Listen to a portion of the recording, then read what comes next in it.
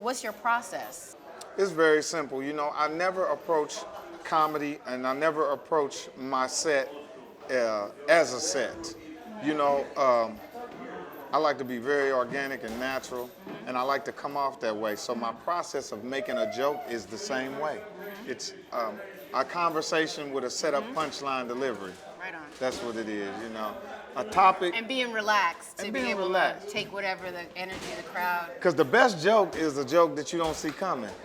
You know what I mean? And the only way to give someone a joke that you don't see coming is to be natural. I love your web show. What I love about it is that you are not sitting around waiting for anyone to give you your own variety show, to give you whatever. Like, I'm gonna shoot my own shit. Right, It's gonna be funny as hell, right. and I'm gonna do it. So what was that, how's that experience been like for you? In this business here, you know, you'll be waiting by the phone forever, trying to get people to, you know, decide they want to give you a TV show. And I'm like, you know, what am I going to do with all of these jokes that come past that go across my mind? Just let them collect dust in the corner? Yeah. Yeah. And try to wait to get an opportunity. So it allows me to do some of the great skits that come across my mind. Like, Nigarachi! So I actually got the character Nigarachi from my man Snoop Dogg. Big shout out to Snoop Dogg. He talks about a character called Nigarachi.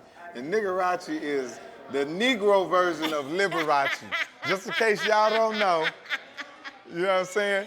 And just in case the white folks want to say Nigarachi, don't you say Liberace. Don't say Nigarachi. What do you feel about the whole thing about people saying that we shouldn't use, as black people, we shouldn't use the word nigga or nigger to refer to each other? You know, Right. there's white people who feel like, or how come we can't say it if black people can? I heard two little white kids talking, and one of the white kids told the other one, "Thanks, my nigga," and I was like, what did I just hear? The little white kid called another white kid, "Thanks, my nigga." So that right there proved to me and showed me that, guess what? The generations have changed so much that these kids don't even know what they're saying. For us, as a race and as a culture, we still don't want to hear nobody calling us that. Has anyone outside. ever called you a nigger? Of course I have. I'm from Indiana, home of the Ku Klux Klan. I've been called that since I was a kid. You know, so of course I take it in a different text as my daughter would. My daughter's 10. Somebody calls her a nigga, she's laughing. Ah, you call me a nigga, my nigga.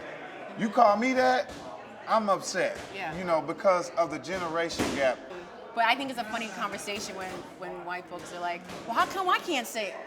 You stole rock and roll. You gotta take this to me. Come on, man. Let me have it. Damn, Damn. They stole Elvis from They us. stole Elvis. Elvis was ours. Wanna go hit the bag? Let's go. I mean, it's in here. Let's do Do I it. need to get wrapped and stuff? Yeah, you gotta get wrapped. You don't wanna mess your... Oh, and we got What got pink pink wrap. tape? Ain't that some I know you came from humble beginnings. Tell me about what your life was like growing I up. started off poor, started off with nothing. Grew up with a bunch of brothers and sisters. I got 8 brothers. What? Yeah, 8 brothers. And what number are you? I'm right in the middle. Aw.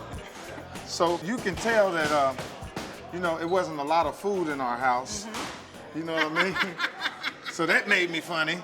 Because you're hungry? Yeah, hungry make you funny. Now, you got into some trouble when you were younger, huh? I did. And I got in a little trouble. Started selling narcotics and got busted. I went to prison for 9 months, but I did 2 years in the county jail. So, as we all know, the jail time is worse than the prison time. You be begging to go to penitentiary when you're doing 2 years in the county jail. What made you decide that you were going to go down this path versus the other? You know, I definitely found out that I had a talent, you know. And I think growing up when you're a teenager, and for a lot of young people, sometimes if you don't know your calling and you don't know what you're here, what your purpose is on earth, you know, life leads you in different directions. And I tell kids all the time, I tell young people that find your talent and find your purpose in life, because that is what's gonna save you. You know, that's why so many kids end up in prison, so many kids end up dead. It's because they really don't know their purpose.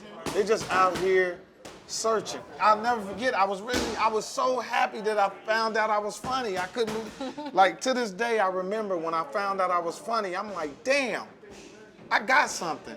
Because I used to try my jokes on my friends and my family, and it would work, but I kept it a secret to myself. I'm like, you know what? I got something now. I'm on to something. Joy will knock a bitch No, I won't. out. No, I won't.